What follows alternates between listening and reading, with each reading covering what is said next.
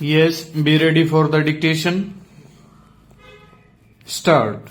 Sir, if I intervene at this stage of the debate, it is not for the purpose of saying much on the factors which led to devaluation, because that is a matter which has already been dealt with by the finance minister, but I would like to confine my remarks mainly to one aspect of the problem which has been emphasized by more speakers than one, and that is with regard to the effects of devaluation on production in India. Stop. It was some comfort to find that in some matters at least we had support from strange quarters.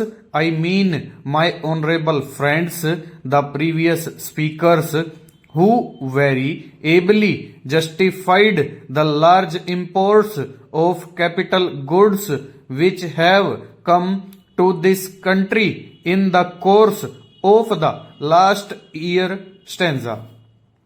So far as the effect of devaluation on production is concerned, let us remember that it is not devaluation alone but two other important factors that have come to play during the last few months. Stop. One is our decision to restrict imports, which was announced almost a few days before the announcement of devaluation, which had a resultant effect on the prices of commodities in India, especially on those commodities which were being imported in large bulks during the last 1 year. Stop. Secondly, the rise in the cost of production of essential commodities in this country, for which reason unfortunately we have not been able to check the rise in the cost of living. Stop. Over and above these, devaluation has come stanza.